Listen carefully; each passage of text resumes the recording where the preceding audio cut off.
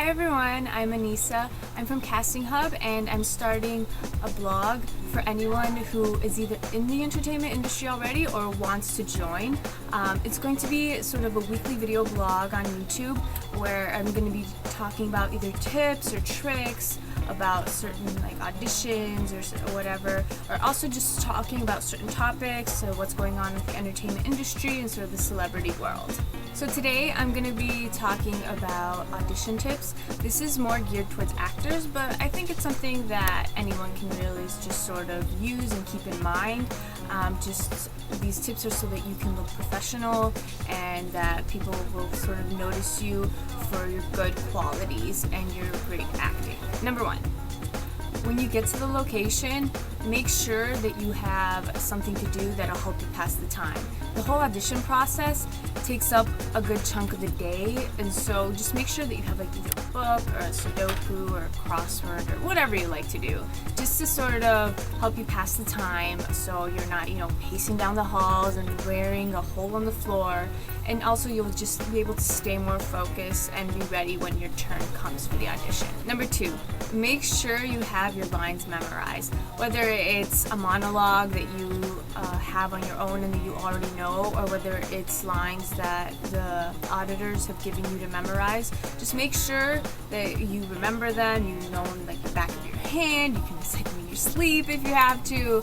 Just be prepared so that when you actually do your audition, it'll be a little bit more natural, you can sort of get more into your character, and it'll really just show off your skills if you're better prepared. Number three, remember that first impressions are everything. It usually takes about 30 seconds for someone to form that first impression, and about 80% of the time they're usually right. So make sure that when you go into that room for your audition, that your first impression is a great one. Also, just make sure that you have eye contact with the auditors, and so that you know that even though you're really nervous on the inside, make sure you're just confident and look like you're ready to go on the outside so that your audition can be really great. Number four, know your space. There's usually that one spot in the room where you're supposed to go. It's usually marked by an X on the floor. When you do your audition, go there, but don't feel like you have to be really stiff and just kind of stay there. Feel free to kind of be a little loose and move around a little. And just remember that for those 2 minutes of your audition, you command the audience, so take full advantage of that and just be sure to be as natural as possible when you're doing your audition. Number five, make sure that you have an interesting slate. Now remember, the auditors are going to probably be seeing a lot of people for their audition that day, and you're going to be one of many. So in order to be really memorable, make sure that you have a really great introduction, something that isn't run-of-the-mill but still professional. That way, you can just start off your audition running, you're making a great introduction, you have a great actual 2-minute audition. It's all part of the process.